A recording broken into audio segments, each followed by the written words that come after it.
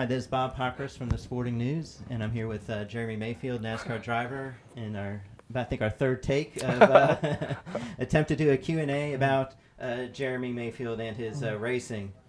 Fans, Jeremy, can Google on the internet much about you, and I think you're here probably today to add a little bit of context to that. And on the internet, you've got a new website, j2mayfield.com, and you've posted the first of what you said will be a series of videos that'll kind of tell your side of the story. And in that first video, something that struck me is you were kind of dating some of your quote-unquote fall back to July 2006 when you said that your boss, Ray Evernham, was an absentee owner.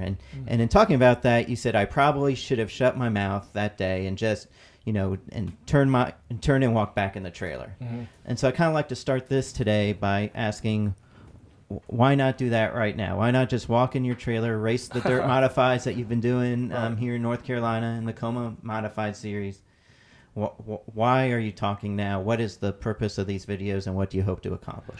And that might be the best thing to do, was to shut my mouth here too.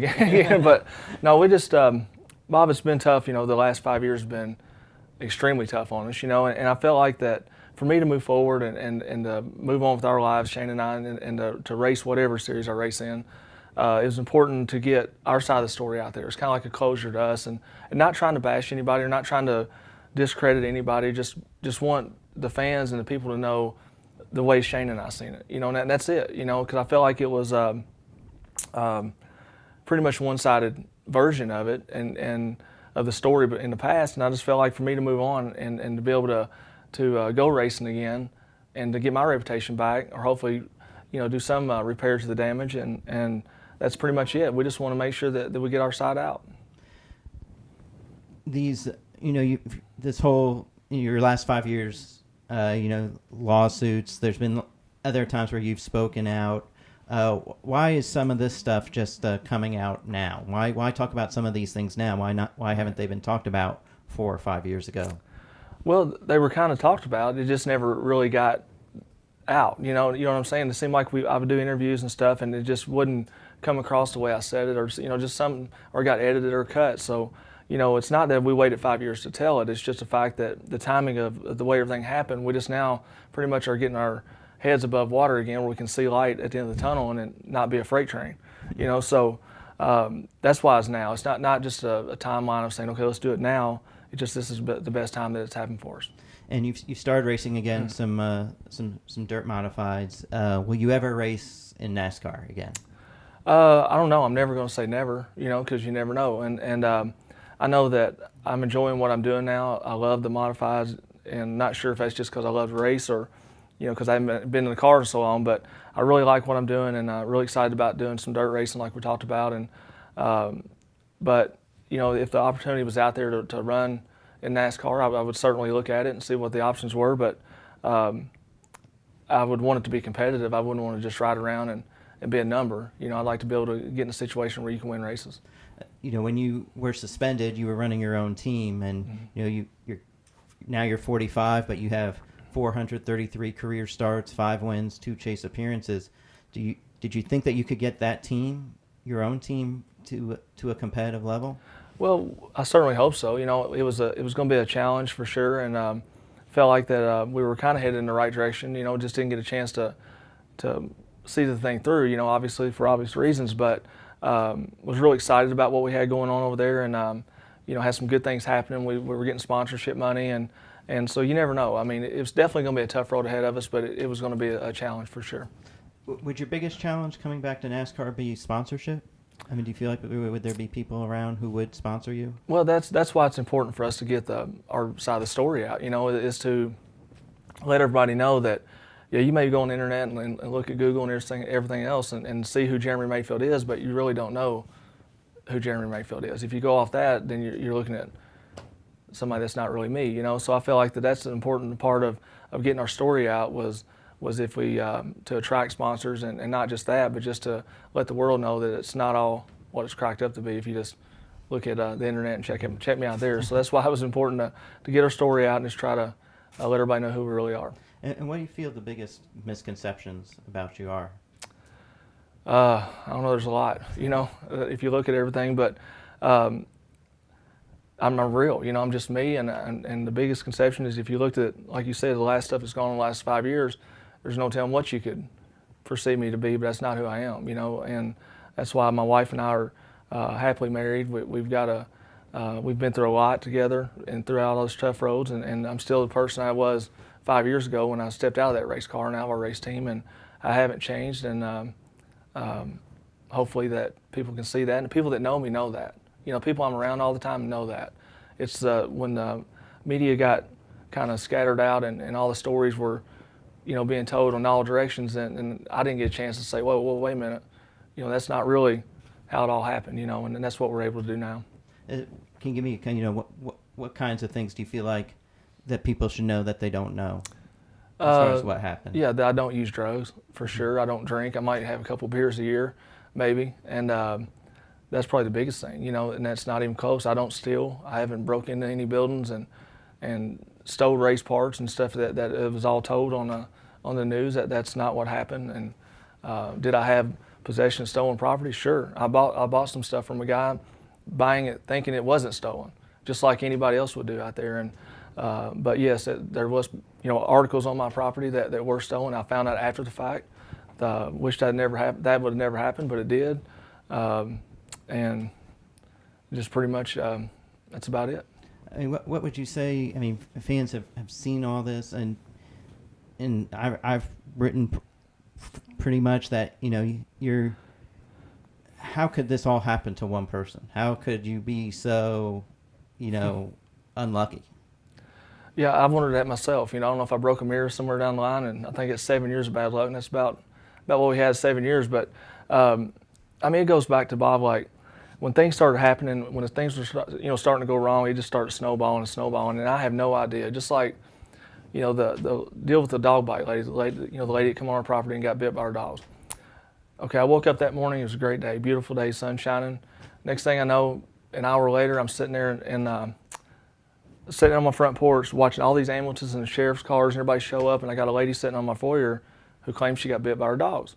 And I'm going like this, I remember sitting that day going, looking at the sunshine and going, man, I thought it was going to be a beautiful day, going to be a great day. And then 2 months later, I'm getting sued for, you know, $50-something thousand for her getting bit. Then it goes to trial, and it comes from $50,000 to $1 million. The judge decided it's just not going to be $55,000, it's going to be a $1 million judgment against me. So I don't know how to explain other than just it is bad luck. I don't know, or I'm just in a bad, you know. You didn't defend yourself in that lawsuit, right? No, I didn't, because I didn't feel like I had to. You know, I knew what would happen. I seen what went on. I didn't have the money to defend myself. They sued me in like 2 counties over, you know, and they sued you in Winston-Salem. Yeah, right? Okay. And I live in Catawba County, and really just didn't have the money to fight it. I had attorneys going on with the NASCAR thing, had the, you know, all this stuff going on, and I just didn't have the money to fight it. But that still doesn't make it right for them to sue me for $55,000, which I understand that totally. I'm not saying that wasn't wrong, but what I didn't understand was how the judge could say, "Oh, you want $55,000, but let's just give you $1 million." I don't remember them having a specific number in the actual lawsuit. Yeah, it was $55,000. I mean, I don't. And you thought that if you just didn't defend it, that it would be. I mean, it would seem to me that if you're getting sued, that you would want to, you know, at least. Right. Go and try to argue your side of the story. But I mean, I could have argued it, and I could have got an attorney and spent another $100,000 to defend a $55,000 case. You know, that's the way it was, and that's all it was. And it wasn't. That still doesn't give the judge a right to make it $1 million, does it? I'm not sure I've ever heard any of that. I know that a lot of people I've talked to hasn't heard of that, and I'm sure a lot of people watching this would say, to go get bit by a dog and you're asking for $55,000 and the judge gives you $1 million.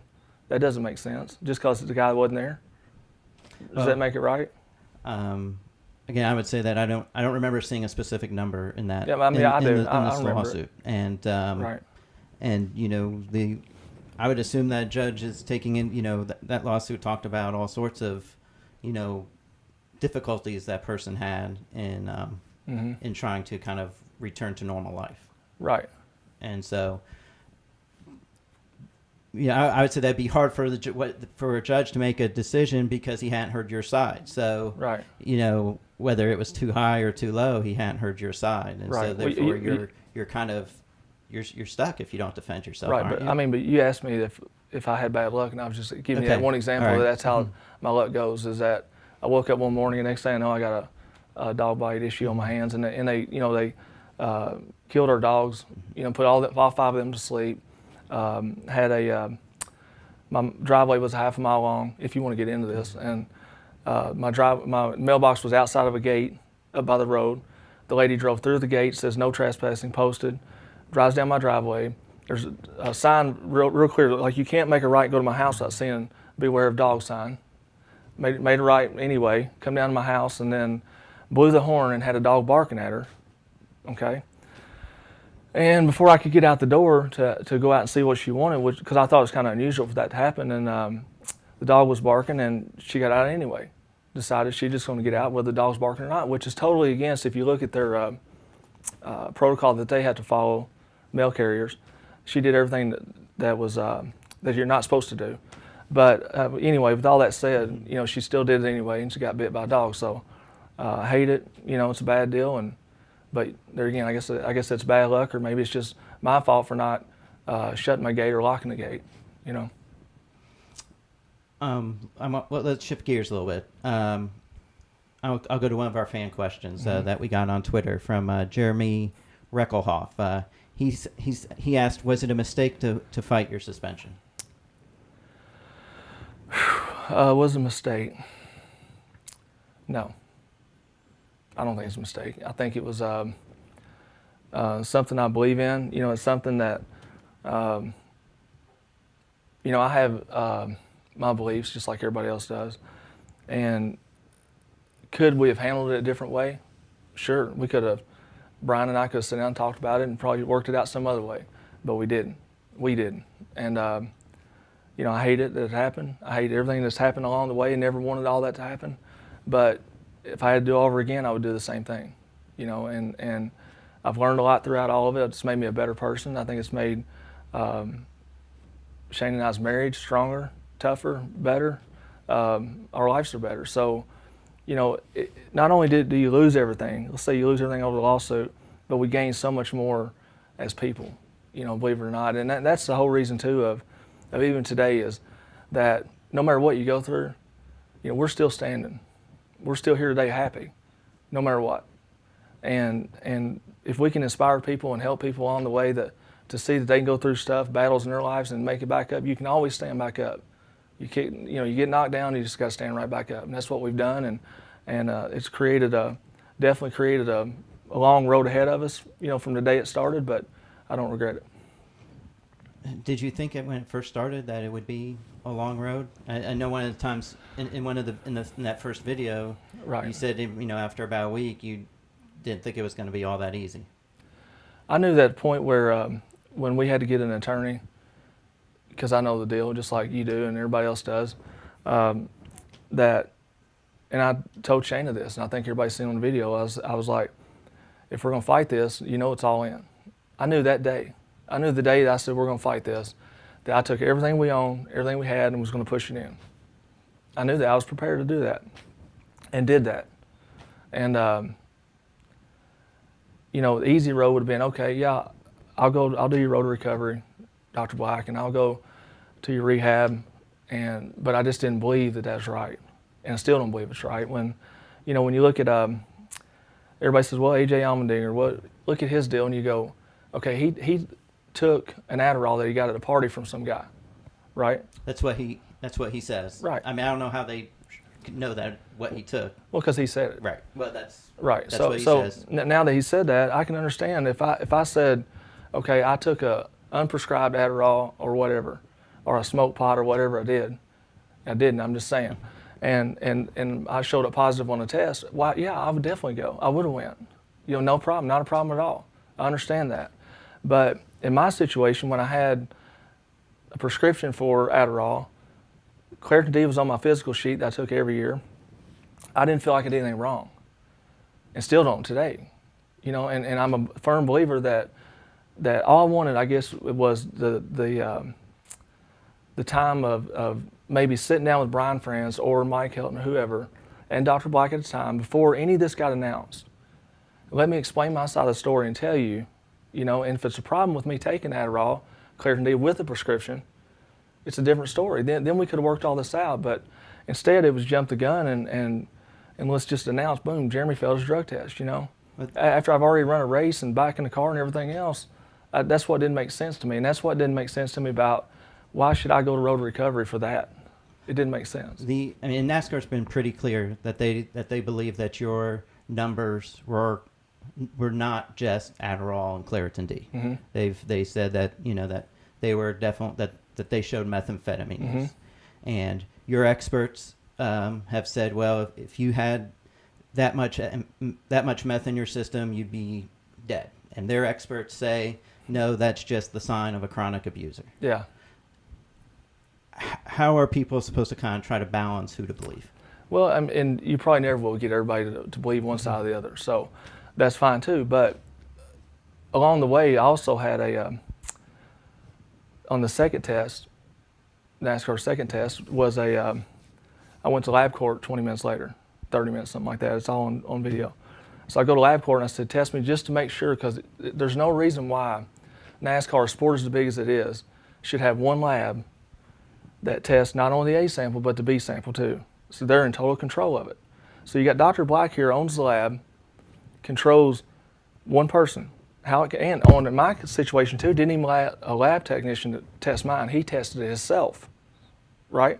It just doesn't make sense how, and this is why people will never believe this, either side, because there's too many doubts along the way from the time you walk in the trailer and you pee in the cup, there's cups everywhere. And I'm not the only one that said this. If you go back and look, you'll find other articles of other drivers telling you the same thing that I said 5 years ago. Is you walk in and you see these cups laying all over a table, it's a mess. You know, when you walk in to pee, I went in there to actually pee on mine, and the guy said, oh, wait a minute, come back out. I come back out, he said, oh, I forgot to get you to wash your hands. Okay, hand him the cup back, wash my hands, come back out. I said, dude, you got any paper towels or anything? No, well, there's some around here, there's stuff everywhere. I said, okay, don't worry about it. Like this. Then I grab my cup, still he's holding, grab it and go in and pee in the cup. It just, from the time it starts there all the way through, there's too many doubts. There's too many things that can go wrong. And then, but it's not going to go wrong when they're in, because they're one lab, they're one person. You follow me? I follow you, but well, let me finish. All right, so you got one lab, one guy, one way of doing things. Okay, so it doesn't matter what happens all the way through the system. And then you got a guy who doesn't even test on a daily basis anymore because he's got other people doing it, decided he wanted to do mine, who didn't even know what chemical he put in to take out the Claritin D, the pseudoephedrine. There's too many variables here, Bob, and you know that. Well, let me finish. All right. So then you go through here and you look at all that stuff and you go, okay, well, how is that? Because that's not the right way of doing it anywhere else. But you go to lab court and it don't happen that way. So I went to lab court on the second test and proved then there was nothing, negative test, and we even dropped the levels lower than NASCAR's so that they couldn't come back and say anything. So NASCAR said, oh, positive again, because they're not going to be wrong. You know, we all know that. And then the lab court comes back and says negative. Okay, now they will say first that lab court doesn't do the type of test that they do at Aegis, at Dr. Black's. And do you believe that? I have not watched the test at Aegis. I have not watched the test at LabCorp. Now they have changed the policy since your right. your deal where they will, while they won't allow another group to test it, they will allow you to have somebody come and watch them test the B sample, so that if you have a question about their equipment or about their procedure in the lab, that you can actually watch it. And that's what Allmendinger did, and that's one thing that they changed after your system. Now, this is kind of a tough, and it's kind of a philosophical question, but because your beef is that, hey, I should be allowed to pick a lab that tests my other samples. I'm going by federal guidelines. Okay, right. That's the federal guideline. So, let's say NASCAR has a sample of a race car driver, and they see that they say, well, this driver is on meth. Yeah. And then the driver chooses his lab, and it says that he's not on meth. And then the next week he gets in a wreck, and injuries, possibly even fans. Yeah. Somebody goes back to NASCAR and they say, well, why'd you let him race when your lab said that he was on meth? Right. And they would say, well, but the lab he chose wasn't. Okay. And so how do you balance Well, the NASCAR's responsibility to say what's safe Right. versus your right to maybe for it being more fair? Right. Well, Does that make sense? It does make sense. It makes a lot of sense. And the part that makes sense of it is, how do you balance the fact that if their lab says you're positive, and you go to lab court and they say you're not positive, but they say not, or you don't have a lab court, we'll say a second lab, and they ruin your career and suspend you indefinitely for a drug suspension. How's that fair? It's not fair. Right. So either what I'm saying is either way is not really right. But it's not a lab of my doings. I wouldn't like my lab over here. I'm saying a credible lab who does a lot of testing for a lot of people across the United States is lab court. Why shouldn't there be? Let me ask you this: why would something so important, if safety is an issue and careers are an issue, why is it so important that you can't have a second person looking at it? I mean, everybody's got to be transparent here throughout the whole deal, and that's something that Dr. Black hasn't been. It's Dr. Black, and then not only is it a conflict of interest, but it's you go through the test through his lab, and then if you do test positive, he keeps the B sample and he tests it for you, right? Right. Okay. And now which you didn't have the opportunity, but now they would allow you to bring somebody in and watch them test that B sample. All right, but let me ask you this, Bob. Mm-hmm. If you're using their equipment in their lab, this is a question I had. If they made a mistake on the first one, right, on A, why wouldn't they be able to make a mistake on the second one? It's the same P in there, right?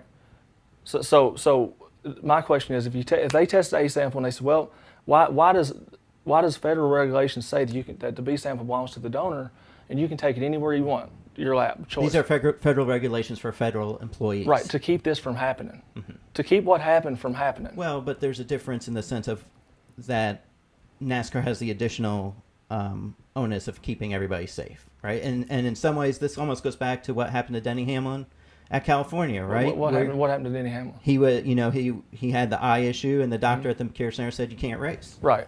And he couldn't go to another doctor for another opinion. Once NASCAR has somebody who says you can't do it, somebody that they've said that they believe in. Right. I'm just thinking, Bob. I guess what I'm trying to say is it fair at all to have a one way in, one way out, one street? It's just not fair to have that type of monopoly on the drug testing, drug policy for NASCAR. It's not right. And I think you're going to have a lot of questions because that's not the way it happens in the workplace. And there's a lot of people out there that are do just as dangerous jobs as we do racing cars, right? I mean, I'd say there aren't that many. Well, I mean, I think it is. I mean, I'd hate to be working on a skyscraper somewhere, So I mean, there's a lot of dangerous jobs out there. But the point I'm making is, that's what the federal government put in place to keep all this from happening. This would all been prevented. Am I right, or am I seeing things wrong? Well, I think it's a philosophy thing. If they have somebody, and you would probably say not reputable, but in their belief reputable, right, saying that this person has tested positive for drugs, I don't see how they can say, well, but the lab that other driver chose says no, so he's okay. Well, I mean, I'm not saying that. I think it needs to be a credible lab. Don't get me wrong. I'm not saying okay. And they'll argue over the credibility of lab court. And that's right? hard. I know, but I just don't understand that. But I mean, maybe you're right. Maybe that lab courts can't do the testing that Aegis does. But maybe they don't know how to do it. Maybe we should find out. One other thing on your prescription. It came from the Vitality Anti-Aging Center and Medical Spa. Yep. And they will say, why didn't you go to your real doctor? Or I won't say your real doctor, your primary doctor who you've told them. That was my primary doctor. That was my primary. That was my family physician. That's who I go to the doctor to. So that's the doctor who treated you before and did your physical. Not done my physical. I had one guy did my physical who's done it for years. He was at urgent care. A little urgent care place right there in Cornelius. But since we moved up there towards Hickory, that's who my doctor was. And that's the doctor that diagnosed you with ADHD. Yes. And and NASCAR was. I mean, I thought that they're pretty clear. If you need to take something, you need to let them know first. Was there something that that wasn't right? Okay. No, actually, Dr. Black told us in Daytona that year. He said, "Take whatever you want to take. You're taking the chance. If you test positive, you better have a good explanation why, and you better have if it's not a supplement or whatever, you better have a good explanation why. Have your doctor's prescription, your history, your diagnosis, everything else. Okay, so that's fine. So I started taking Adderall, and I did exactly like they said. The night I got tested at Richmond, I told the guy that I was testing, so look, I'm taking Adderall and Claritin D. Well, here's Dr. Black's number, call and tell him. And I tried Friday night, Saturday night, and he finally called me back Sunday. And then told me Sunday that a person my age shouldn't be taking Adderall. You know what I told him? I didn't know that. I won't take it anymore. Test me every day you want to, or whatever you want to do. I won't take it anymore. I didn't know it was a problem. Well, let's just see how your results come back, then we'll see if it's a problem. That's what happened. I done exactly like they said we should do. And you had no thought, well, if I take Adderall, that won't be a problem. No, because I didn't see it anywhere on the list that said it was. Or I wouldn't have taken it. Mm-hmm. If it was on a banned substance list, Bob, I never would have taken it. And one of the other things that they also talk about when you talk about going to LabCorp is that the test that you took on that day where they also tested you, that it didn't show it for any amphetamine. Had you stopped taking Adderall at that time? I did, and I had it on, it's on tape too, by the way, that we had to get a prescription. My prescription was every 30 days. Mm-hmm. So I went back to my doctor every 30 days, and I just got my prescription and didn't have it filled. And because matter of fact, I quit right after that taking it, period. I don't take it today. I thought your prescription showed that you got a prescription that day. Right, let me tell you what I'm saying. I had the prescription in my pocket, I had not gotten it filled. And this is on video, and this is all coming up. And it shows I'll go to LabCorp, get tested, and go straight to Walgreens and got my prescription filled, and it got the date, time, and everything on it. I had not taken it for 6 days. I had not taken it. And the Walgreens prescription that's in the court file shows that you got it that day. Yes. Done, give it time. So right. But I got it filled on camera, video that night after I left LabCorp, not thinking I had to show that was going to mean anything. I did it because I was there. There's a hospital. Went to Fry Hospital and got it in Walgreens right across the street. And they'll also say that the fact that they had to come to your home to take that instead of, they had tried to get you to a lab and you got lost. Not even get lost. They run me all around like I was, first of all, my attorney, I was going to a meeting, I had my team sold, my race team thought I had sold. I was going to a meeting and I got this message, this lady said, Jeremy, you got to be somewhere within 2 hours. Okay, I don't know when she left the message. I'm like, okay, call my attorney, what's the deal? Don't worry about it, go to your meeting, take care of your business. I go to my meeting, took care of business, sat there a couple hours, got out. There was a message on my phone, now you got 30 minutes. The lady calls back. Call him, couldn't get a hold of him. So I'm trying to go to wherever they're telling me to go over in Kannapolis somewhere in the Concord area, and I live here in Catawba at the time. And I screwed around there and I was like, man, this is bull crap, pretty much. And so I started heading home. I was like, I don't know what this is about, don't understand. I wasn't even going to race that week. It didn't make no sense. And I was doing what my attorney told him. Then he finally got in touch with me and said, nope, they're going to be at your house when you get there. I went straight home. It wasn't no me trying to avoid them or nothing. I had to take care of trying to sell my race team, and had a guy lined up to do that, and that's all that was. And of course they're saying that you tried to avoid it, right? I mean that's no, their well, yeah, that's what they that's right. what they'll. They said they try to avoid it because my attorney told me that go on about your business, do your meeting, I'll take care of it. I wasn't trying to avoid it.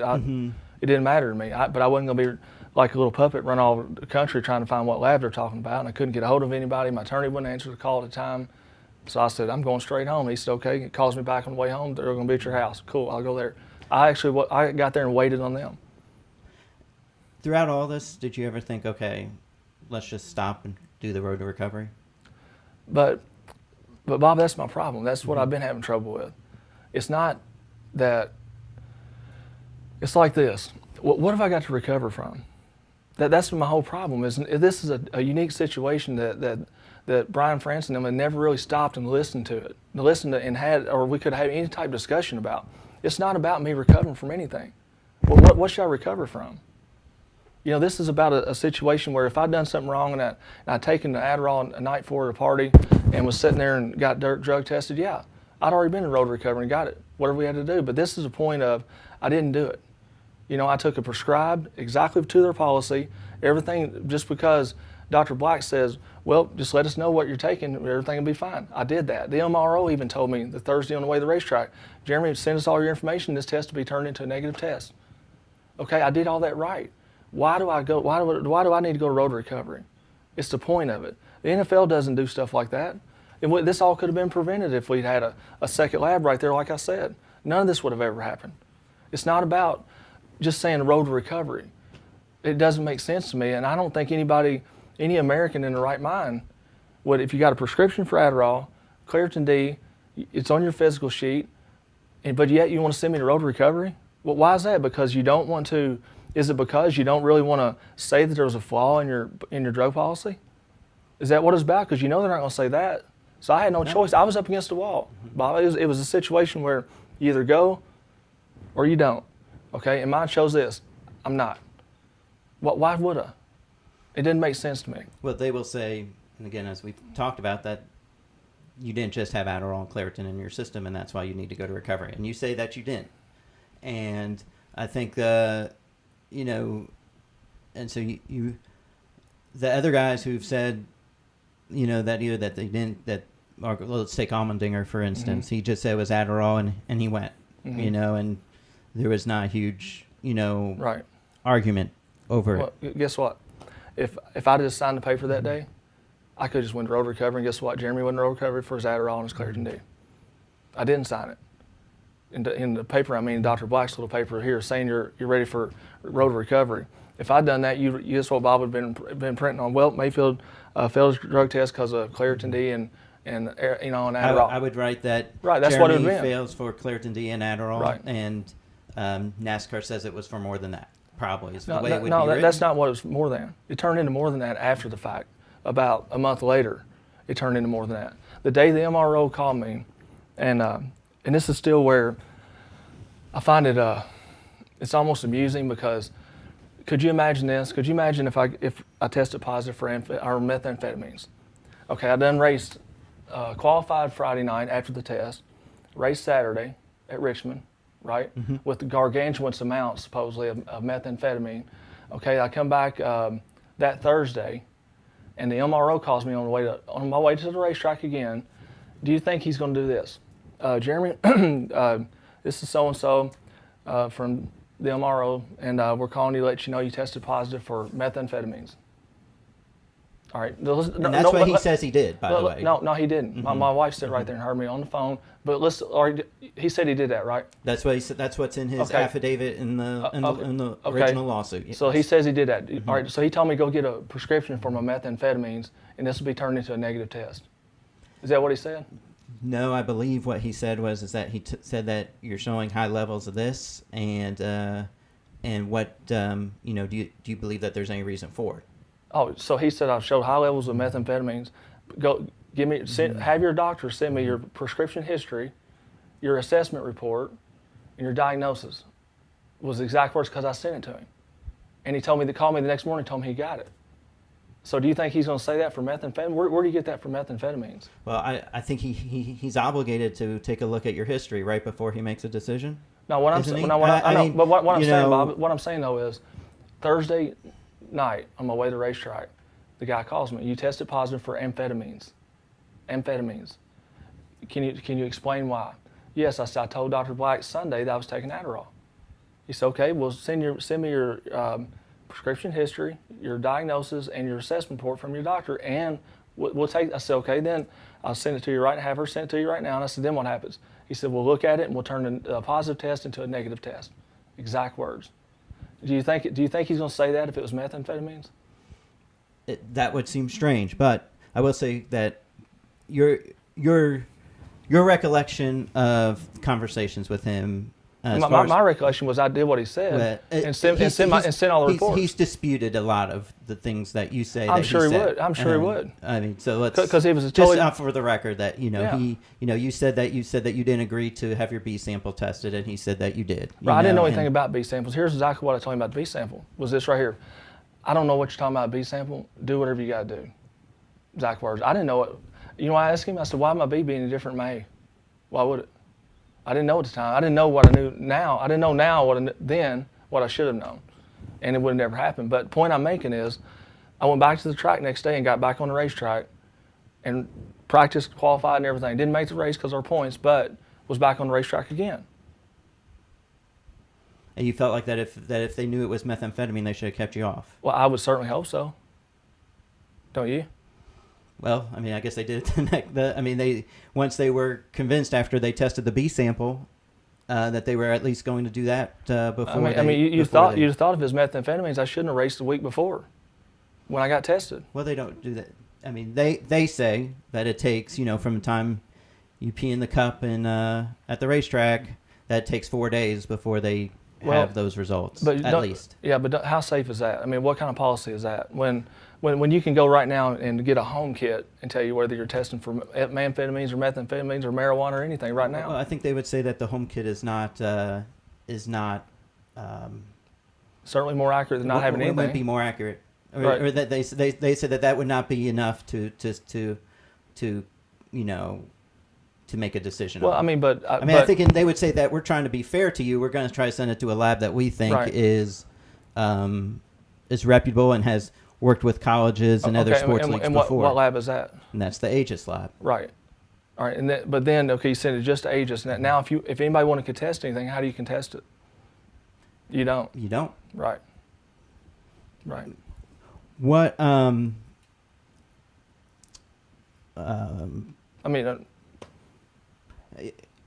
You had said on a radio interview yesterday or last week, I believe it was, that you would never be peeing a cup for Dr. Black. I think is what you said. That you wouldn't. Pretty close. So that pretty much means that you won't race NASCAR, right? Well, if that's the lab that they use, then I'll be more than happy. I shouldn't say, like I said, I should say never, but I get carried away at times. Okay. Okay. I would pee in a cup for Dr. Black, as long as I can pee in a cup for LabCorp or some other credible lab. Be more than happy to. And then NASCAR's not going to. I don't know why. But why not? Well, why not make it fair? Because again, I think we've been a little bit through this in the sense of for safety purposes, if they have a lab that they're confident in and they say he's positive, don't let him on the track. Right. They pretty much have to listen to that. But they said I was positive and they let me back on the track. As they were finishing up doing your B sample, right? Right. And let me ask you this: you said a lab that a credible lab, right? That NASCAR says is a right. credible lab. Okay. The NASCAR says. Mm-hmm. Okay. How would you feel if you had a credible lab as that, who a guy went on roid rage and killed his family and killed himself, and you come to find out that he was on steroids, he was on roid rage, and that credible lab. There's some argument on whether that was roid rage. Okay. We're talking about a 2007 WWE wrestler, right? Okay, that's what we're talking about? Yes, exactly. Okay. Let's take the roid rage out of it. Okay. Let's just look at the results. Mm-hmm. It says he didn't have steroids in the system. Autopsy said he did. Who did the test? Aegis was responsible for the WWE testing at that time. The only thing I'm saying is the credibility isn't always cracked up to be. And look, they had to go before Congress and testify before Congress after that. After, was it Benoit? I don't know how to pronounce. Pronounce it, but pronounce his name. But Benoit. Okay, so and they went and they talked about their drug policy with Congress, and they talked about trying to I believe it was that they were. First off, when we're working with athletes who have taken steroids before, they try to come up with a program that allows them to take some testosterone because they stopped making testosterone, and they were administering these tests, and I believe they said that he was negative at their last test, but I don't believe they had tested him for at least a month or two before that tragedy. But that's their. I just feel like you brought it up, so I felt like I have to talk about what they said about it. Right, you're right. But the point I'm making is when we talk about credible labs, that's why you said everybody's got flaws. Everybody's got something that's you're always there's always a doubt on something. That's if what Lance I'm saying. Armstrong beat all those tests, then every lab, as you could say, is you never know. Okay, well I mentioned WWE real quick. Okay, but let's go back to as far as testing goes. Like I shouldn't have veered off on the track there, but what about Tim Richmond? I mean, you're talking testing from what, 25 years ago there? But the point I'm making is how it all went down. You know, it went down to get rid of the guy out of the sport. And NASCAR has a, there's always the argument of, NASCAR and being able to do it as a, a quote unquote benevolent dictatorship. You may not use the word benevolent, right? But there's, and it all goes back to, again, they set rules in terms of safety, and that, and they can use those rules to keep people safe, but then it can also give at least the impression of being unfair. Right.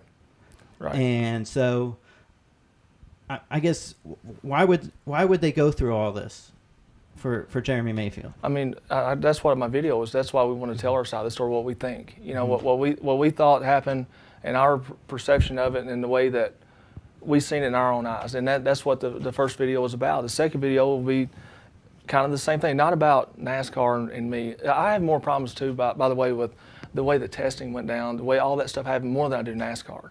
I just happen to have to deal with NASCAR with it. I really didn't have a problem with NASCAR. I don't think that they realize what kind of problem they may have had with labs and everything else. That's my problem. And let's your case did force, or I won't say force, but NASCAR did change some of the way they do things after your case. They list a lot of drugs now in the rule book that they hadn't really listed before. Things are much more clear about appeals process and everything, which I think, they came out the year or two after your case, and so it's, if you put the pieces together, they learned some from this whole experience. Right, and that's all I'm saying, Bob. So if they learned something and they've made changes from their policy and they switched things around, why couldn't they give me the benefit of the doubt then?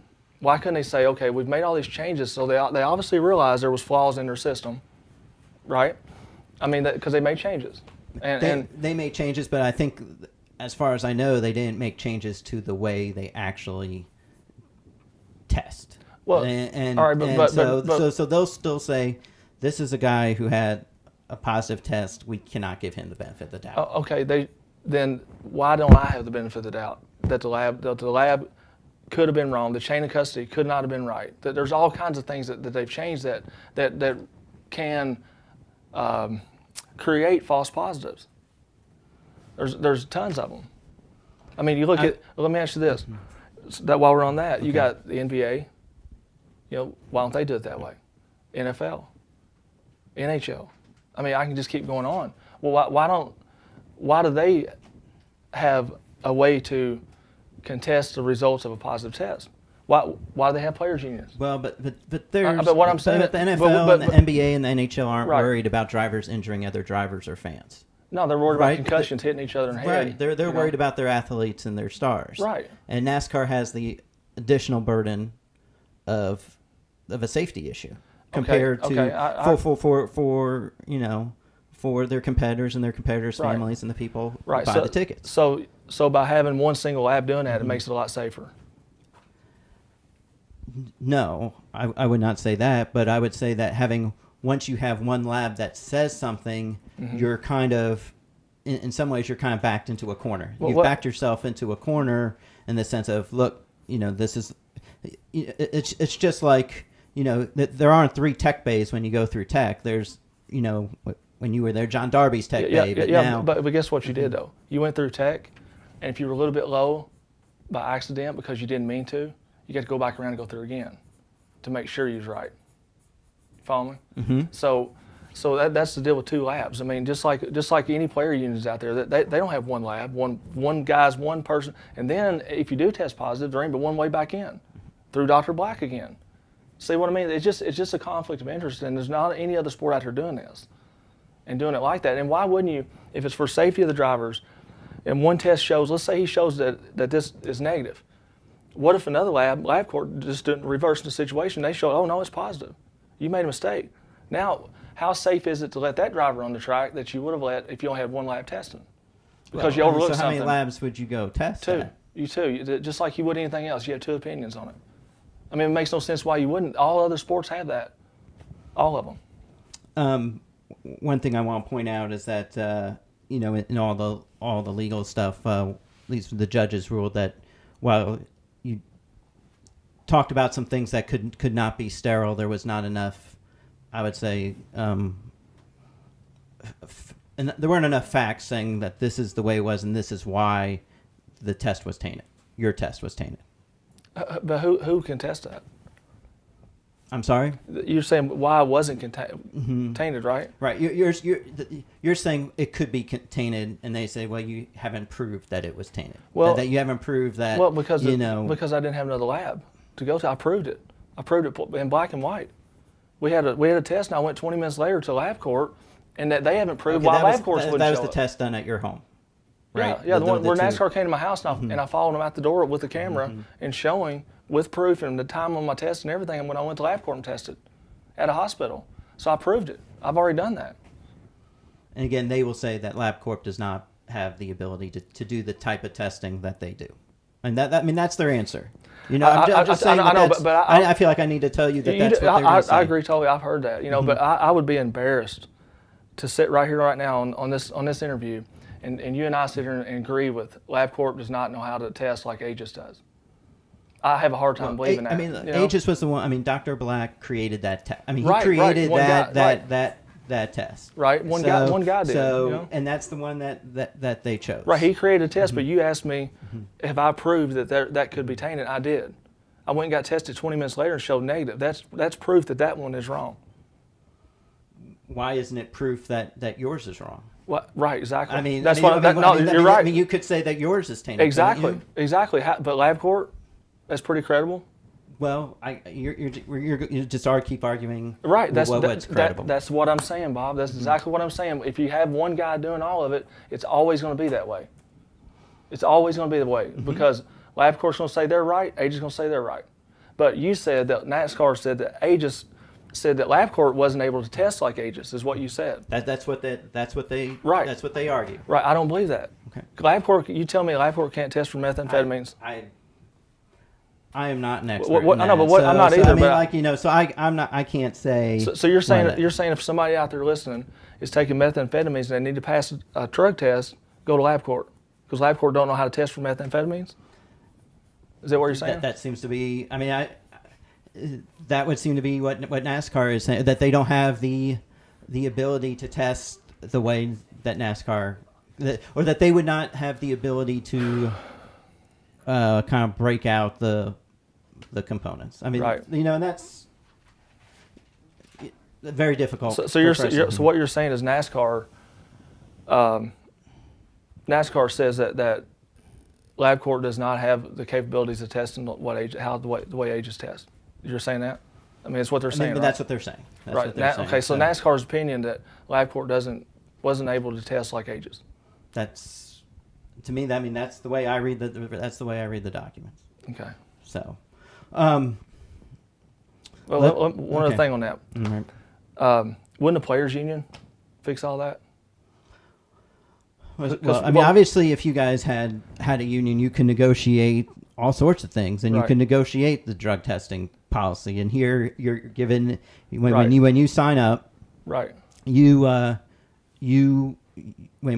you sign the contract with NASCAR, say that I want a car number and I want a license. They put that policy in front of you, and they say you sign it, and you sign that you agree to the policy.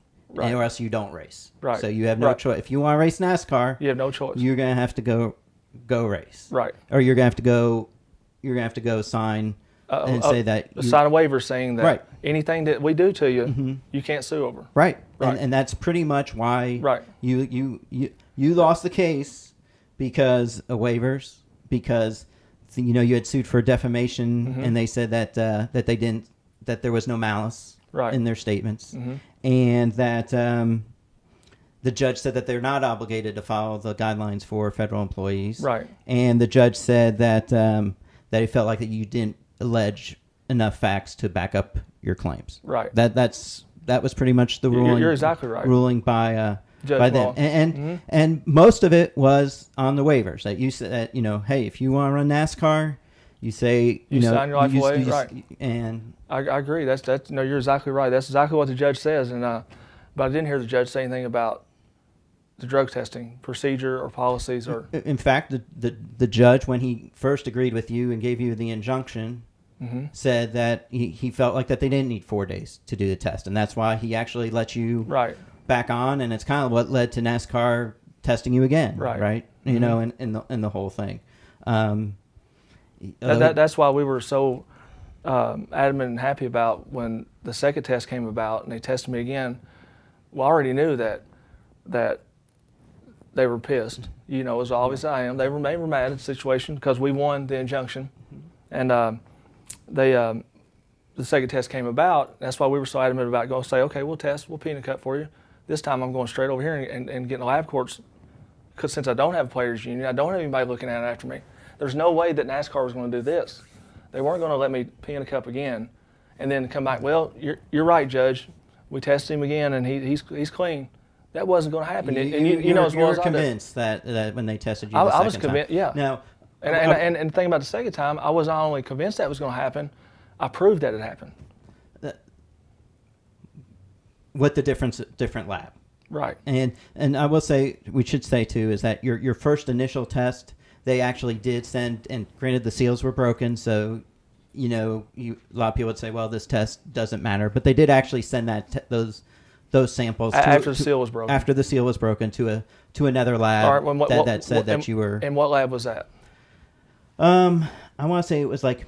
I'm trying to think if I have that one in my notes. It was like MedTox or something like that. And look who owns MedTox, and then see where Dr. Black and MedTox, the guy that owns MedTox, that they were doing things together in the past forever, like all kind of seminars together. So they're obviously good friends, which is obviously a conflict of interest on my end, because he should have sent it to here, Jeremy. If they'll send it to MedTox, why couldn't I have the ability to send it to LabCorp? I mean, is that a fair question? They said it is, and I think that we've been through that answer, is that they say that LabCorp can't do it. I mean, but MedTox can. So MedTox and the Aegis are only two in the country that can test for methamphetamines. The way that they want it tested. I mean, that's the way that they say that they do the testing. Okay. I mean, that's fine. And that's, I mean, that's they didn't say that they were the only ones, but they said that LabCorp wasn't. And you've been very adamant. I want LabCorp to do it. I want LabCorp to do it. I want LabCorp to do it. Because if you look up drug testing in the United States, what's if not the biggest? LabCorp does a ton of. They're everywhere. I think the DOT. I hope they're not watching this, because they're going to think we're crazy thinking that Aegis is the only one can test for methamphetamines. That LabCorp can't, because they got truck drivers all across the United States and everybody else testing for it. So I mean anyway. Let's go to another fan question. A guy, I think it was Uncle Hubie, said, what are your short-term and long-term goals? Well, my short-term goals are to, Friday night, I'm going to A Speedway, and I'm going to try to dominate the race. And I'm going to get back in victory lane soon, is my short-term goals, in something. And long-term goals is I want to go back dirt racing and go back short track racing across the country and race and win races and have fun and be competitive and tell our story and maybe let the chips fall where they go. And long term is, what I like to do long term is kick back someday, like in 10 years from now, and look back and go, well, we went through a lot, we're better people, our marriage is great, love my dogs, love my family, and enjoying racing somewhere and watching it, I'll probably still be driving, because I'm going to drive till I'm probably 80 something. I want to be the oldest driver too that's ever raced somewhere down the line. Are you going to, do you expect to be drug tested again when you buy any of these other series? Oh, I'm sure. Positive. I'd say they would. Wouldn't you? I would be drug testing everybody at some point. I think they all do. I think all the series do, and I don't blame them for not doing it. But the thing that too about you asked that about drug testing. I think what's equally as important is not just drug testing, but alcohol. Don't you? I think alcohol to me is more dangerous. Probably, it is the most dangerous drug in the world, I think.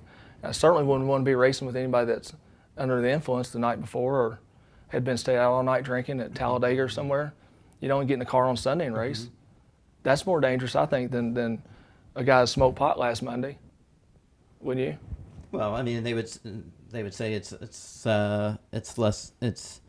smoking pot less. I use last that for Monday example. is more dangerous than smoking pot on Saturday night. I just use race. that for an example. Okay. What I'm saying is, okay, let me back Well, up. you're saying that they should be concerned if people are competing in the race in the afternoon if they had been having Up a all drink night. up all night. Drinking Mm-hmm. like drunk. Mm-hmm. Yeah, and then what are they doing about that? Mm-hmm. That concerns me. Always has. Do you what would you say to I mean, we've been talking for probably 40 minutes or so. It seems like, yeah. It's been a while. I mean, there are fans out there who probably we don't believe them, and then there are other fans who believe them. Are you looking to convince people? Or are you just hoping to give? I mean, what are your goals? Well, if my reputation hadn't been tarnished like it has been, Mm-hmm. I shouldn't have to be doing nothing. I'm being who I am. It's the person I've always been. But I've been put in this position to have to defend myself over and over and over again to you, to fans, NASCAR, everybody out there. And I don't think that's fair, but that's the position I'm put in now. So am I trying to win back fans or convince anybody? I'm not trying to convince or win back anybody. I just wanted to let the world know what Shane and I went through in our families. And that's what we went through, and see us for who we are. And realize the facts that we talked about today a lot, and understand that I want to race. I love racing more than anything. It was taken away from me for a while, but I'm coming back. I'm still standing strong, happy. Do I have a lot of stuff? No, I don't have an airplane anymore, or $1 million motorhome, or a Viper truck, or what them other guys got. But I'm happier. And you're working in this shop. Love it. That you don't own the shop. No, I'm just working, man. You're a race car driver. Yep, I'm just working from the ground up. I'm pulling my car right now as we speak with my pickup truck and an open trailer, a modified. So I'm not too good to start over. I drove to New York to get it, drove back, worked on it last week, got it all painted, got everything going. I'm just working hard to try to rebuild my career and my reputation. And I'm starting from the ground up again, and I'm going to do it. I've done it once, I can do it again. Are you still doing the copper business and metal businesses, or No, have I you don't gotten rid of all that? Yeah, I'd probably never do that again. So you're a professional race car driver? No, I'm professional labor, and I drive race cars on weekly shows on Friday and Saturday night. So what else have you done? So you're working, when you say you're a professional laborer, Yeah. are you? I work on a race team. I guess I'm a mechanic. Well, see, you got to be a lot when you work racing on the local level. You got to be the psychiatrist, the team manager, the body man, the painter, the decal man, the engine tuner. You got to be all those. I don't have the luxury of having guys that take care of everything for you. I do have a couple, but not all of them. But do you feel, I guess, kind of, and now that you've gotten, you kind of started all this a little bit probably after all the criminal stuff was settled in January. Do you feel like you have a sense of freedom? For sure. I mean, that's what it definitely feels like. I feel like, and that's something else I'm glad you touched on, because the plea that we pled to in January was all because this is where I want to be right now today. Looking forward to getting all that behind me, and Shane and I want to move on with our lives. And the only way I could make that happen was, and it was a tough decision to make, because I did not want to plead to anything. Matter of fact, I told them over 2.5 years, my attorneys, they come to me with several pleas. No, I'm not doing it. But it kept getting drug out. My next court date would have been June or July. So I'd still been sitting at home right now wondering, well, what's going to happen now? You know what I mean? Because I did not want to have to go through that again. That's why I pled guilty to an Alford plea, not just guilty. Right. And let's explain let me explain what an Alford plea is. An Alford plea is a plea where you say there is enough evidence to prove my guilt, but I'm not saying I'm guilty. I'm not saying I did those acts, but that the police have or the DA has enough evidence to well, that's what you can you read the definition of that. That's what it says. Right. My definition of it was this right here. I didn't care about what the DA has. They didn't have anything, or if they had anything, I wouldn't have walked out there with 3 misdemeanors. Right? Think about that. Well, let me finish. So the deal was, I can sit here and fight this deal, and then you take a chance on a jury. You go do a jury trial, and you get a Mayfield hater on the jury trial. Now, would that be fair if somebody all of a sudden and go to a jury trial and you get spun out on you, and then where do you go? You're in trouble. You're taking a chance. And that's exactly what my attorney told me. I took his advice on all this. Right. Whenever you go to a jury of anything, you're taking a chance. Exactly. And so I never looked at it as it was a Alfred plea, meaning that the DA has evidence. I never thought of it like that. I never even looked at it like that. I looked at it like this. It's time for Shane and I to move on with our lives. What do we got to do to get this behind us? His exact words, which would be any attorney in the world. If you're charged with 22 felonies, 22, and you got a chance to plead guilty to an Alfred plea to 3 misdemeanors, and then you put it all behind you, what do you do? You have a choice of deciding whether you can take a chance or take a chance of trying to be totally exonerated. Because then, no, here's what you're doing now. Now, if you got 3 misdemeanors laying on the line at you, 3 misdemeanors, you went from 22 felonies to 3 misdemeanors. Right. The only reason you go to court after that, if I'd said, no, I don't want to accept that, now I'm going to take a chance on 22 felonies charges versus 3 misdemeanors. Because I'm already down to 3 misdemeanors. So do you take that chance and you wait 6 months to fight for 3 misdemeanors? No. It's like a no-brainer. And that's why we done that. It wasn't that I wanted that, but the reason why we did it was so I could be sitting here today interviewing with you. So we've been in a shop, racing, having fun, and enjoying what I love to do. And let's and the DA, of course, their main witness against you had a criminal record, and he worked for them. And he worked for you. No, worked for them. Didn't work for me. Well, he didn't work for me. Ever. He never worked for you. Okay. Never. No, I didn't even hardly know the guy. But somehow this stuff got on your. He was able to get this. I bought a couple of things from him in the past. And of course he died in a after following a police chase, and he had meth on him, and he died, and his passenger died, and so they couldn't really, obviously, their main witness. One guy. Pretty much, they were like, well, this is one of the reasons. This is why I would say about 10 of, first off, one of the counties just dropped it.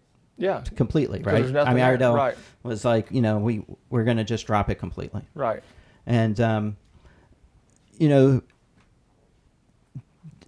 so now that you were, do you feel like that you accomplished what you wanted to there? I mean, do you feel like that, hey,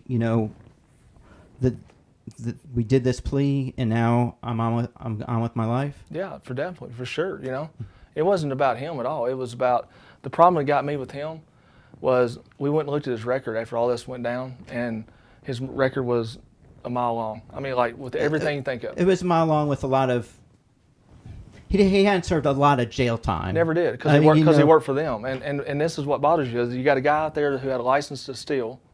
He could go out and steal stuff and sell it to different people, because I wasn't the only one that they got for possession. I was the only one that was on the news they got from buying stuff from him. He did a lot of other people that way, a lot of other businesses. So with that said, that you look at it and you go, well, how was the guy able to do all the crimes he did, beat women, everything else? And I'm letting you know, he beat women and all this kind of junk, but he's still out on the streets because he would go out and do what he wanted to do and sell this to Bob, and he'd sell this guy over here, and if he ever got in trouble, he'd say, oh, that's where this is, and that is, right? But wait a minute, now we got a dead girl. We got an innocent dead girl who has kids at home, who was riding on the bike with him from Boone back to Hickory, North Carolina. And he gets, the police start chasing him, takes off running 120 miles per hour, wrecks, kills her. All because... After the police had stopped chasing him, by the way, let's just... Right. The police chase had actually stopped, and he kept speeding on. Yeah, either way, he was still running 120 miles per hour when he hit the car. So he was running from the cops. Right. Okay, and then so now he's running from the cops because he wanted to hurry and get back in Catawba County, because guess what? That's where he worked. All right, so let me finish here. Now we got a dead girl on our hands because a guy with a criminal record that long should have been in jail how long ago?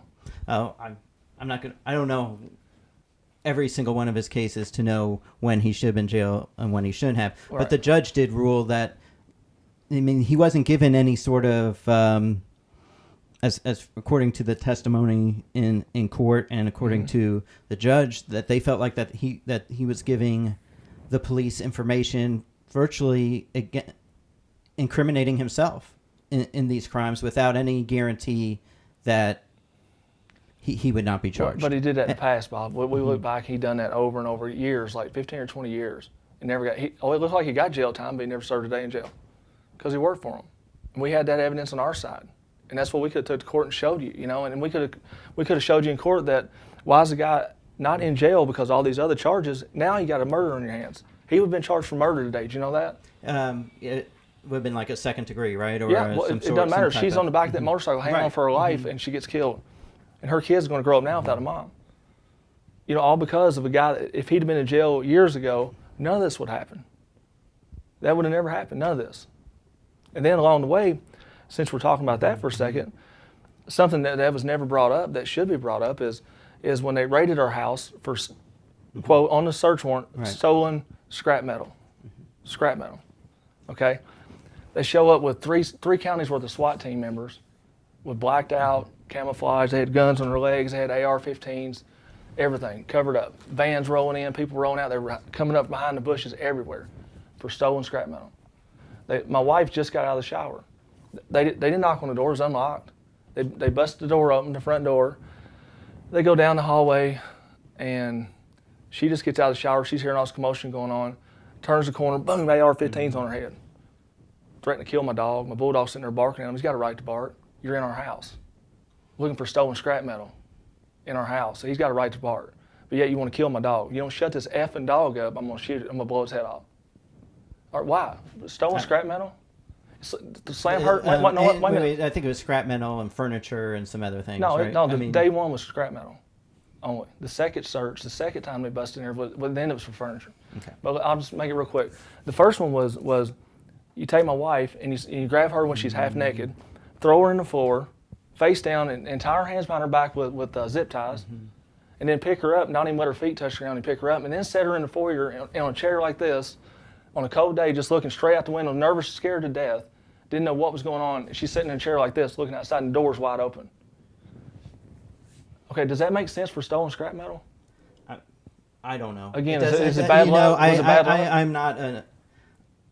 I don't know what the. Was it bad luck? Maybe on my part. It might. It was obviously bad luck, or you had the goods on your property, right? That they were looking for. Well, no, not what they were looking for. No, here's what happened too. That they took probably 200 items, 100 items, something like that. No, it was more than that. I mean, they took. Yeah, it was mine. Mm-hmm. It was mine. And the people that took our stuff, we just did our own little investigation, and we was like, okay, let's see when they got broken into a year ago or a year and a half, whatever it was, they would have 5 items on their list. For example, a chair, a vase, a lamp, a pitcher was what they got stolen. Okay, then they come back, and I guess they didn't think we were going to do this. We looked at everything they took out of my garage, out of my house, out of my shop. They took a welder, a bucket of bolts, a radiator, alternator, nothing, and we're like, that's stealing. They took 30 items from me, and they're missing 5. None of those 5 matched the list they took, and they come to my house that night and took it. And then it didn't go to an evidence room. It didn't go to the sheriff's office. It went straight in their. It went straight in their truck and straight to their house. I've never seen it since. They took photos, right? And they said, "Is this part of the items that were stolen?" Right? In some ways. Took photos of what? Did they take photos of the stuff that they took the second time? Yeah, so that I can match my photos I had 10 years ago to the same welders they took from me. Saying, "Well, no, here's a welder. That's my welder right there. Look, I had it 10 years ago at my shop in Mooresville." That's the photos they took. The photo I'm talking about their police report didn't match up to our police report. So you're saying there's 2 different police? I mean, the things that they took? No, Bob. Okay. If you let's say make an example real quick so we can hurry this up. Okay. Let's say you got broken into and somebody stole a chair and a pitcher and a lamp from you. Right. Okay, and we called you a year later. Say, hey, Bob, come out to Mayfield's house and see if any of this stuff out here is any of the stuff that you got stolen when you got broken into. Your 5 items. You come out to my place, back up with a box truck, and you walk through there, and there's a lot of stuff in there, and you go, okay, I'll take the pillow, the monkey. Do they have to show a serial number or any sort of... None. You don't even got to show nothing. You just get whatever you want. You take 30 items from my house, and none of them match your police report from a year ago that you got stolen. And you just not only took them, you put them in your truck, you took them home, and now they're yours. Facts. I don't have any documents that can say that can prove you or right. But I do. But and that's what's coming up later on in Series 3 and 4 and Part 4 and 5. We'll be more than happy to show all that, and that's all coming in that. First off, is there any topic that we haven't talked about that you really? Other than we didn't spend much time on racing, but that's something I definitely. Well, okay, and so you're racing this weekend at Ace Speedway, and you're doing this modified tour, and you want to be the best dirt racer you can be. Is that the the goal now? It's a challenge for me to go dirt racing and win dirt races and just have fun racing again. And going back, that's what our whole Take It Back campaign is all about, is taking racing back to the grassroots, have fun, enjoy what you're doing, and just love racing. I can't wait to get back doing that. I mean, did you love racing when you were running your own team 5 years ago and trying to find sponsors? I didn't really love it at that point. I loved the part of getting in the car, and driving the car. That's my best part of it, and that's probably my favorite thing in life, sitting in that race car and driving around the racetrack. But the side of the racing that, as an owner, wasn't quite as fun, but I still enjoyed it. It was a challenge and still enjoy it today. And, do you see... do you want to run other types of race cars? Definitely. I definitely want to move into one day, just say I've done it, and that's running like a top fuel car, a funny car, something like that in an NHRA. And Clay Milliken's a good friend of mine, and I just want to feel that and see what it's like and see if I would like doing it, and got plans on one day going to the school and kind of getting acquainted with all that. One of the things that your folks have talked about is that you talked about earlier about being an inspiration and helping, and that maybe you want to try to help young racers. Yep.